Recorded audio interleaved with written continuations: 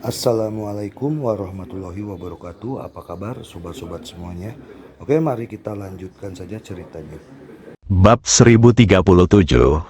Ajari kamu bagaimana berperilaku.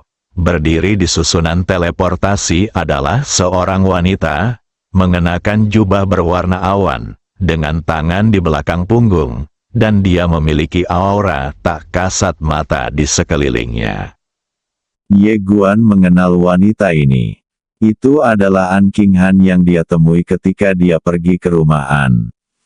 Dia tidak menyangka pihak lain akan muncul di sini. Namun, yang muncul dari pihak lain bukanlah wujud aslinya, melainkan hanya proyeksi. Itu An King Han dari keluarga An, seseorang di antara penonton berseru. Begitu pernyataan ini keluar, terjadi banyak keributan di tempat tersebut. Seorang King Han sekarang sangat terkenal di kampus utama Akademi Guangxuan. Dia adalah salah satu perwakilan generasi muda dan juga akan menjadi dewa perang. Melihat An King Han, banyak pemuda jenius menjadi bersemangat, dengan kekaguman tanpa malu-malu di mata mereka. Bahkan anak-anak Ye Yun, Nalangu dan keluarga bangsawan lainnya sedikit bersemangat saat ini.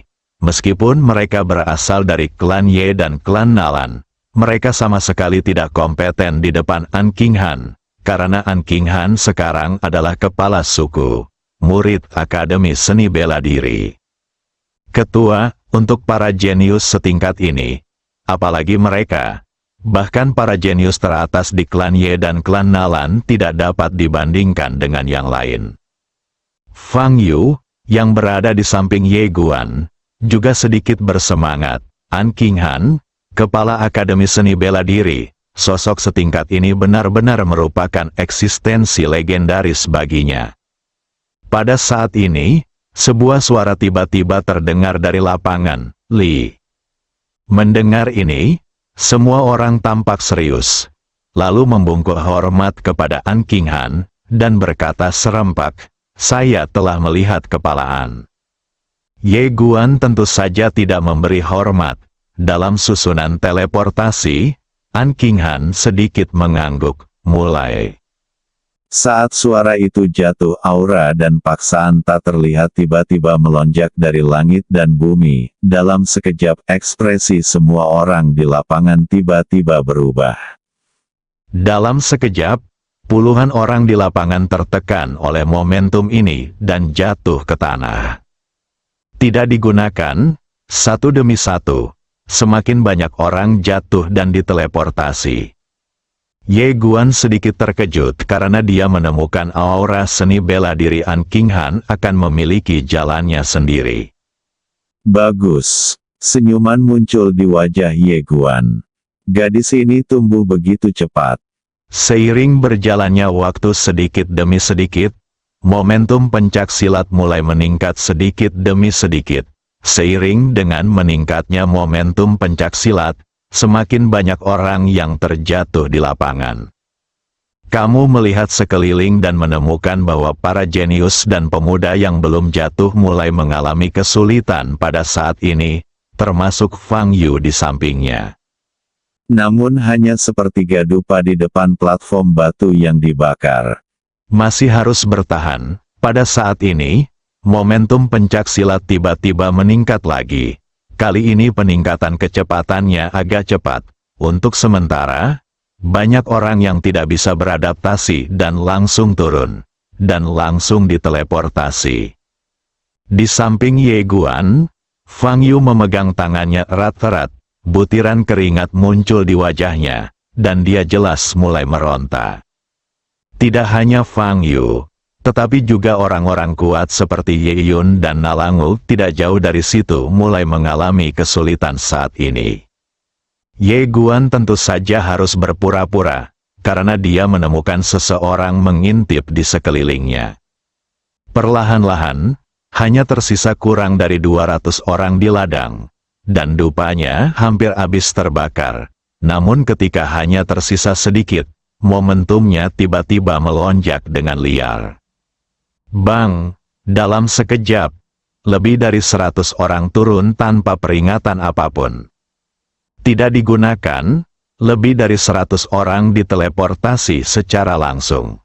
Pada saat ini, dupa terbakar, dan aura seni bela diri antara langit dan bumi tiba-tiba menghilang tanpa jejak. Seorang King Han hendak pergi ketika tiba-tiba, dia berbalik untuk melihat Ye Guan tidak jauh dari sana. Ketika dia melihat Ye Guan, alisnya tiba-tiba mengerutkan kening.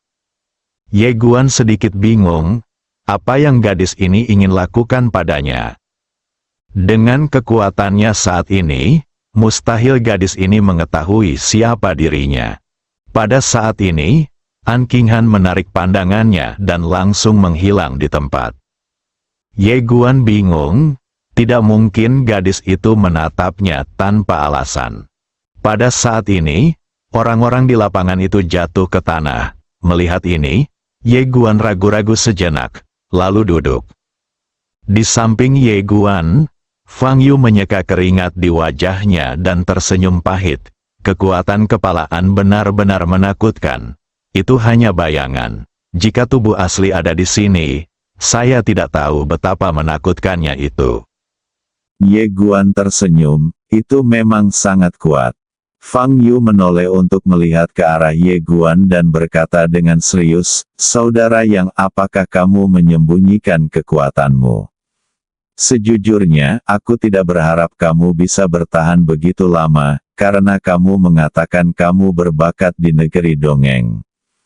Tidak hanya semua peri di lapangan telah dieliminasi, tetapi semua peri duniawi telah dieliminasi, dan beberapa negeri dongeng yang lebih berair telah dieliminasi. Adapun Ye Guan, seorang manusia di alam abadi, dia mampu bertahan hidup. Ye Guan tersenyum tipis. Memang benar dia menyembunyikan banyak kekuatan. Fang Yu tersenyum dan berkata, biasanya, setiap orang yang datang ke sini pada dasarnya memiliki beberapa kartu truf. Ye Guan mengangguk. Dia melirik ke arah Nalangu dan yang lainnya tidak jauh dari sana. Nalangu dan yang lainnya semua ada di sana. Dan dia menemukan bahwa ketika momentum terakhir tiba-tiba melonjak, Nalangu dan yang lainnya sepertinya sudah diantisipasi. Jadi semua orang bersiap. Dan mereka yang tidak siap semuanya tersingkir. Saat ini, komandansi tiba-tiba muncul di lapangan. Setelah komandansi muncul, semua orang di lapangan berdiri. Komandansi memandang semua orang yang hadir, lalu berkata, "Selamat." Selamat, mendengar kata-kata komandansi, semua orang di tempat tersebut tersenyum. Hanya tinggal satu langkah terakhir sebelum Anda dapat melompati gerbang naga. Bagi banyak anak dari keluarga bangsawan, menjadi pengawal Guangxuan, meskipun hanya sebagai pengawal luar, akan mengubah nasib mereka. Komandan Si berkata, kelompokkan menjadi beberapa kelompok. Saat dia berbicara, dia melambaikan lengan bajunya, dan sebuah tong kayu besar muncul di depan semua orang. Komandan Si berkata, setiap token memiliki nomor di atasnya. Mereka yang menarik token dengan nomor yang sama akan membentuk kelompok dan akan segera diangkut ke lapangan kompetisi. Pada saat ini, Ye Yun, Nalangu dan yang lainnya melangkah maju, membuka telapak tangan mereka, dan sebuah tanda muncul di tangan mereka. Saat berikutnya, mereka dipindahkan. Fang Yu memandang Ye Guan dan berkata sambil tersenyum, "Saudara Yang, saya harap kita tidak ditugaskan bersama." Ye Guan tersenyum dan berkata, "Ayo pergi." Saat dia mengatakan itu, dia dan Fang Yu berjalan ke tong kayu. Mereka mengulurkan tangan kanan mereka, dan dua token terbang keluar dari tong, dan kemudian jatuh dengan mantap ke tangan mereka. Saat mereka memegang token itu, keduanya menghilang di tempat.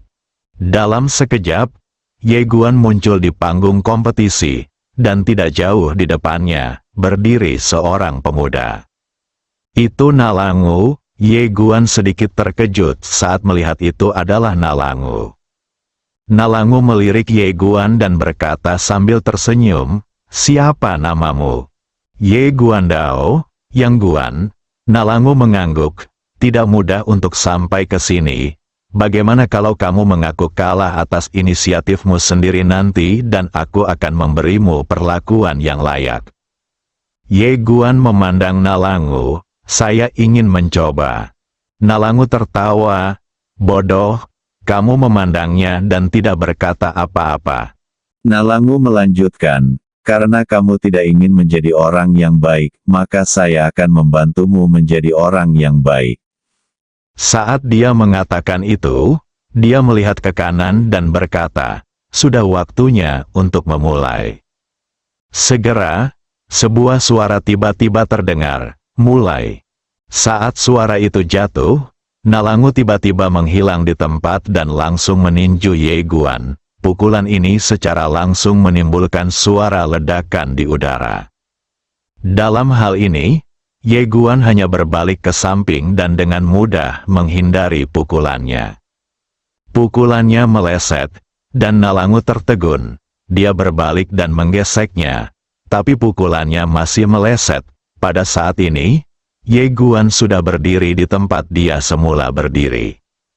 Melihat adegan ini, Nalangu sedikit terkejut, lalu tertawa. Ternyata dia menyembunyikan kekuatannya, dan itu menarik. Saat dia berbicara, dia tiba-tiba membuka telapak tangannya dan sebuah tombak muncul di tangannya. Saat berikutnya, dia melompat dan menikam Ye Guan dengan tombak di tangannya. Tembakan ini keluar dengan maksud yang tajam, udara langsung terkoyak. Namun, tembakan ini masih dapat dengan mudah dihindari oleh Ye Guan. Saat Nalangu mendarat, Ye Guan sudah muncul di sisi lain. Melihat pemandangan ini, Nalangu tiba-tiba mengerutkan kening. Saat ini, dia menyadari ada sesuatu yang tidak beres. Dia menatap Ye Guan. Tiba-tiba, kekuatan senjata yang kuat keluar dari tubuhnya. Kemudian, dia tiba-tiba mengambil langkah ke depan dan langsung menikam Ye Guan dengan pistolnya. Di atas tombak, cahaya tombak panas menyala, seni bela diri. Sebagai anak suku Nalangu, dia secara alami mampu mempelajari banyak seni bela diri yang kuat. Kali ini, dia tidak menahan diri. Kecepatan tembakan ini sangat cepat, dan itu terjadi di depan Ye Guan dalam sekejap mata. Tertawa, namun, tembakan Nalangu masih meleset dari sasaran, dan Ye Guan sudah muncul beberapa meter jauhnya. Melihat pemandangan ini, ekspresi Nalangu tiba-tiba menjadi serius. Dia hendak mengambil tindakan lagi. Saat ini, Komandan Si tiba-tiba muncul di tempat kejadian. Nalangu berhenti dan memandang Komandan Si, sedikit bingung. "Komandan Si." Komandan Si mengabaikan Nalangu dan menatap Ye Guan. "Siapa namamu?" Ye Guan tersenyum dan berkata, "Yang Guan, keluarga Yang." Komandan Si mengerutkan kening. Setelah berpikir lama, dia tidak dapat menemukan keluarga kaya bernama Yang. Komandan Si memulihkan pikirannya dan kemudian bertanya, "Kamu menyebut ayahmu apa?" Ye Guan tersenyum dan berkata, "Komandan Si, sepertinya kami sedang berkompetisi dalam seni bela diri sekarang. Bolehkah Anda mengganggu kami seperti ini?" Komandan Si menatap Ye Guan. "Jika Anda bersedia mundur secara sukarela, Tuan Gu bersedia memberi Anda 10 sumber kristal dan berhutang budi kepada Anda. Bagaimana menurut Anda?" Setelah mendengar perkataan Komandan Si, wajah Nalangu tiba-tiba menjadi gelap. Namun dia tidak berkata apa-apa, karena dia tahu bahwa sejak Komandan Si mengucapkan kata-kata seperti itu berarti dia pasti tidak akan bisa mengalahkan pemuda di depannya. Ye Guan menggelengkan kepalanya. "Komandan Si, apa yang kamu lakukan melanggar aturan?" Komandan Si menatap ke arah Ye Guan. "Peraturan sudah mati. Orang-orang masih hidup. Anak muda, Terkadang mundur selangkah akan mengarah ke lautan luas dan langit, sementara melangkah lebih jauh akan mengarah ke jurang yang dalam. Apakah kamu mengerti maksudku? Ye Guan memandang Komandan Si dan tersenyum. Apakah kamu mengancamku? Komandan Si menggelengkan kepalanya. Itu tergantung bagaimana Anda memahaminya. Anda dapat memahaminya saat saya mengancam Anda, atau Anda dapat memahaminya saat saya mengajari Anda bagaimana berperilaku. Saat dia berbicara, niat membunuh muncul di matanya. Bab 1338. Pria itu kembali. Wajar saja ia ingin melindungi Nalangu sampai mati, karena mereka semua mendapat keuntungan dari kuota Nalangu. Jika Nalangu tidak terpilih, keluarga Nalan tidak akan menyerah. Ia tak mau tersinggung karena masalah sepele seperti itu. Kalian pasti tahu kalau koneksi dan energi suku Nalan sangat menakutkan. Jika dia menyinggung perasaan mereka karena masalah sepele ini, maka karir masa depannya di Akademi Guangxuan akan mati total. Mendengar perkataan Komandan Si, Ye Guan terkekeh dan berkata, sebagai seorang komandan, apakah kamu ingin mengetahui hukum dan melanggarnya? Wajah Komandan Si penuh dengan penghinaan. Naif, anak muda, kami dapat menggunakan 100 cara untuk membunuhmu dan keluarga di belakangmu, dan itu tidak ilegal. Apakah kamu percaya? Sekarang dia sudah putus. Dia tidak perlu menyembunyikannya. Jangan dengarkan, sederhana, bunuh dia. Ye Guan menatap Komandan Si. Saya tidak percaya. Setelah Komandan Si memandang Ye Guan untuk waktu yang lama, dia tiba-tiba tertawa. Kalau begitu ayo kita coba. Saat dia berbicara, dia melambaikan tangannya dan berkata, matikan perekam cloud. Segera, perekam cloud rahasia dimatikan. Komandan Si memandang Ye Guan. Saya akan mengumumkan hasilnya sekarang. Tuan Nalangu menang. Ye Dian mengangguk. Oke, saya akan mengajukan keluhan. Komandan Si tiba-tiba tertawa. Anda sangat naif. Izinkan saya memberitahu Anda.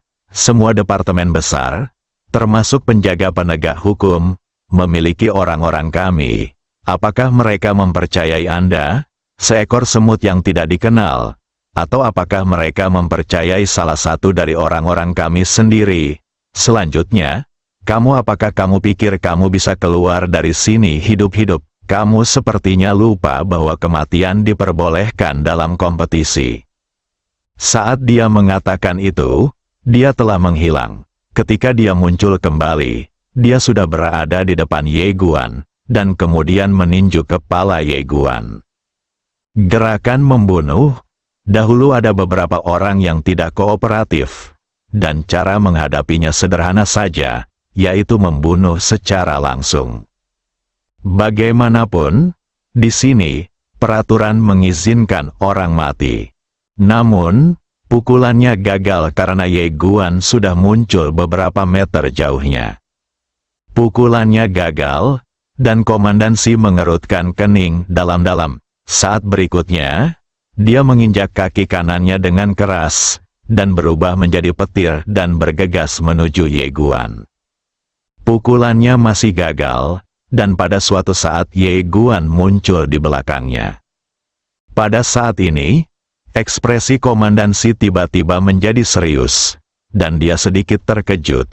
Dia tidak menyangka pemuda di depannya, yang hanya berada di negeri dongeng manusia, bisa menghindari pukulannya menyembunyikan kekuatannya. Memikirkan hal ini, ada sedikit kesungguhan di matanya. Kamu melirik Komandan Si. Penjaga penegak hukum juga memiliki orang-orangmu. Aku tidak percaya. Aku ingin mencobanya. Setelah mengatakan itu, dia berbalik dan pergi. Melihat Ye Guan pergi, mata Komandan Si bersinar dengan keganasan. Dia bergegas maju dan meninju Ye Guan tepat di belakang kepala. Jika ini terjadi, maka ini benar-benar masalah hidup dan mati. Meskipun dia merasa pemuda di depannya agak luar biasa, saat ini, dia hanya bisa membunuhnya terlebih dahulu. Baik suku Nalan maupun pengawal Guangxuan dapat menangani hal sebesar itu. Ye Guan tiba-tiba berbalik dan menekan dengan tangan kanannya. Ledakan Komandan Si segera terguncang dan mundur beberapa meter jauhnya. Setelah Komandan Si berhenti, dia tertegun. Matanya dipenuhi rasa tidak percaya. Nalan Gu di samping juga sedikit terkejut saat ini. Meskipun Komandan Si hanyalah seorang tetua dari penjaga luar, dia juga seorang pria kuat di puncak alam abadi.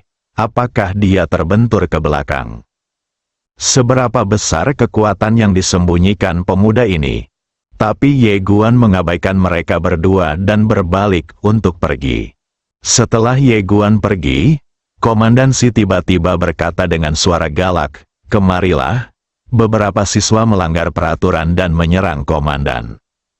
Setelah Ye Guan keluar, dia melihat Fang Yu. Wajah Fang Yu tampak sedikit jelek. Ye Guan menghampiri Fang Yu dan menatap Fang Yu, tersesat. Fang Yu tersenyum pahit. "Lawanku adalah Ye Yun. Kau tahu?" Ye Dian mengangguk. "Apakah Anda berani mengikuti saya ke pengadilan penegakan hukum untuk mengajukan petisi?" Fang Yu langsung terkejut. "Saudara Yang, kamu..." Ye Guan tersenyum dan berkata, "Lawanku adalah Nalangu, Lo." Fang Yu tertegun sejenak, lalu berkata, "Apakah kamu menang?" Ye Guan mengangguk. Fang Yu langsung terkejut. Dia tidak menyangka bahwa saudara yang baru saja dia temui bahkan bisa mengalahkan Nalan Guduk. Seolah memikirkan sesuatu, Fang Yu buru-buru bertanya, "Apakah ada masalah?" Ye Guan mengangguk. "Saya akan pergi ke Balai Penegakan Hukum sekarang. Saya akan mengajukan keluhan. Apakah Anda akan pergi?" Fang Yu langsung menggelengkan kepalanya. "Saudara Yang, maaf. Saya tidak bisa pergi." Ye Dian mengangguk dan menepuk bahu Fang Yu, dimengerti. Setelah mengatakan itu, dia langsung berbalik dan pergi.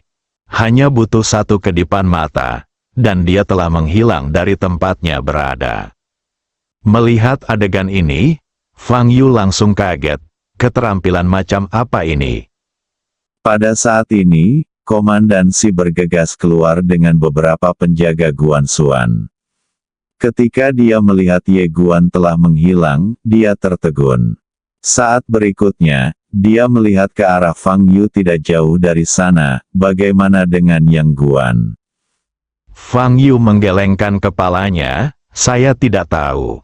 Dia secara alami tahu bahwa Ye Guan pergi ke Balai Penegakan Hukum untuk mengeluh. Tetapi dia tidak ingin mengkhianati Ye Guan. Komandan Si sedikit menyipitkan matanya. "Turunkan dia." Begitu suara itu turun, beberapa penjaga Guangxuan bergegas menuju Fang Yu. Fang Yu kaget. "Tunggu apa lagi? Aku tidak melanggar hukum, kamu." Pada akhirnya, dia tidak memilih untuk menolak. "Ini Guangxuan Wei. Jika Anda melawan dan pihak lain melakukan kejahatan apapun, bukan hanya Anda, tetapi juga klan Fang Anda sendiri yang akan musnah." Setelah menangkap Fang Yu, wajah Komandan Si menjadi sangat muram. Dia pasti pergi ke Balai Penegakan Hukum untuk mengajukan pengaduan terhadap Kaisar, dan pergi. Karena itu, dia berbalik dan pergi bersama beberapa orang kuat. Balai Penegakan Hukum, Istana Penegakan Hukum secara alami didedikasikan untuk penegakan hukum dan memiliki kekuasaan yang sangat kuat.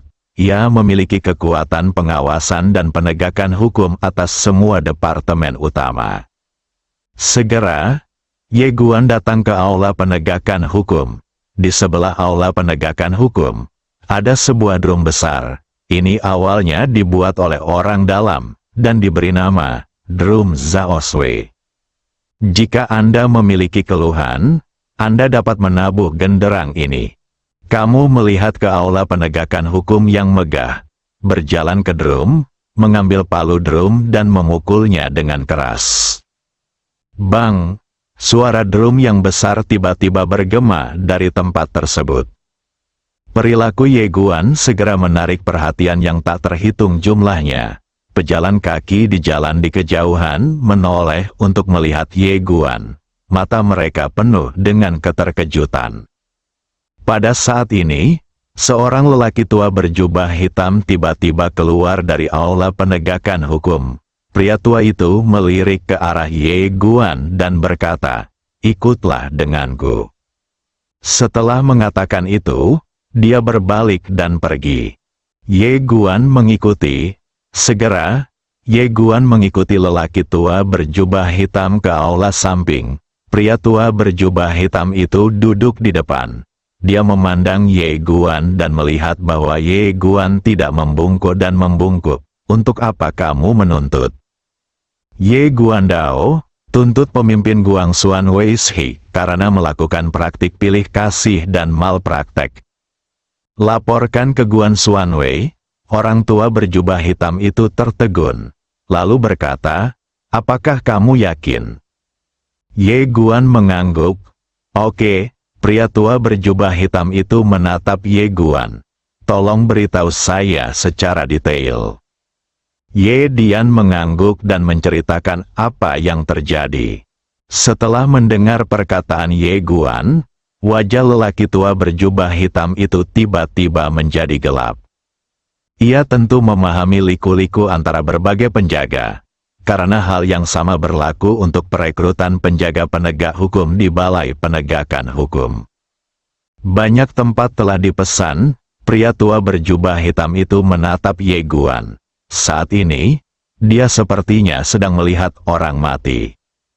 Tantang aturan di atas, bukankah itu sama saja dengan mencari kematian? Pada saat ini, seorang penjaga tiba-tiba berjalan cepat ke arah lelaki tua berjubah hitam itu, dan dia membisikkan beberapa patah kata. Kamu melirik penjaga itu, dan dia secara alami mendengar apa yang dikatakan orang lain. Setelah penjaga selesai berbicara, dia melirik Ye Guan dan kemudian mundur. Pria tua berjubah hitam itu melirik ke arah Ye Guan, lalu berkata, "Tunggu." Setelah mengatakan itu, dia berdiri dan pergi. Ye Guan adalah satu-satunya yang tersisa di aula. Ye Guan perlahan menutup matanya dan menunggu. Tidak lama kemudian, langkah kaki terdengar dari aula. Ye Guan membuka matanya dan melihat seorang pria parubaya berjalan ke kursi depan dan duduk.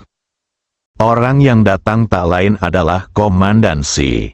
Komandan Si mencibir, "Kecelakaan?" Ye Guan menggelengkan kepalanya, "Tidak juga." Komandan Si menatap Ye Guan, "Bagaimana kamu bisa bertarung dengan kami?" Saat suara itu jatuh, beberapa penjaga Guangxuan tiba-tiba muncul di sekelilingnya, dan Nalangu ada di antara mereka. Dia menatap Ye Guan. Dengan niat membunuh yang tersembunyi di matanya, jadilah penjaga Guangxuan sekarang. Apakah semut berani menentang aturan? Benar-benar melebih-lebihkan kemampuan seseorang. Ye melirik penjaga Guangxuan di lapangan dan berkata dengan lembut, "Tuan Ta, saya pikir korupsi hanya akan muncul di Akademi Guangxuan di masa depan. Tapi saya tidak menyangka korupsi itu sudah muncul sekarang." Xiao Ta berkata, "Saat orang-orang ini memiliki kekuasaan, korupsi akan terjadi." Ye Dian mengangguk, "Aku lalai, dan Xiao Jia serta yang lainnya juga lalai." Dia tahu bahwa jika dia tidak tiba-tiba ingin melihat kota Guangxuan sendirian kali ini, dia tidak akan pernah menemukan hal-hal ini, dan orang-orang di bawah tidak akan datang untuk memberitahu mereka hal-hal ini. Terlebih lagi, kini Akademi Guangxuan terus berkembang keluar. Dalam situasi ini, prioritas utama kabinet harus tetap pada eksternal, dan harus ada kelemahan di internal. Ye Guan menarik kembali pikirannya dan menatap Komandan Si. "Apakah kamu tidak ingin tahu siapa aku?" Komandan Si tersenyum dan berkata, Sebelumnya, saya sangat ingin tahu siapa Anda, karena kebanyakan orang tidak akan berani melakukan ini. Karena Anda berani melakukan ini, Anda harus memiliki seseorang untuk diandalkan. Tapi sekarang, setelah mengatakan ini, dia menggelengkan kepalanya sedikit. Sekarang aku tidak ingin tahu siapa kamu, karena aku tidak tertarik pada orang mati. Saat berbicara, beberapa aura kuat tiba-tiba muncul di aula. Komandan Si menatap Ye Guan. Bunuh dia, jika terjadi sesuatu, aku akan membereskannya. Setelah mendengar perintah Komandan Si, beberapa orang kuat bergegas menuju Ye Guan. Lancang, pada saat ini, suara gemuruh tiba-tiba bergema dari langit dan bumi, dan kemudian, seluruh aula Guangxuan berubah menjadi ketiadaan. Komandan Si dan yang lainnya langsung terkejut. Saat ini, seorang wanita berjalan perlahan tidak jauh dari situ. Ketika dia melihat wanita itu, Komandan Si segera berubah menjadi batu. Karena orang yang datang tidak lain adalah Nalanjia. Di belakang Nalanja, ada banyak pria kuat yang menakutkan. Pada saat yang sama, di seluruh alam semesta Guangxuan, aura menakutkan yang tak terhitung jumlahnya muncul dari seluruh langit, langsung menuju ke balai penegakan hukum. Pria itu kembali bersambung.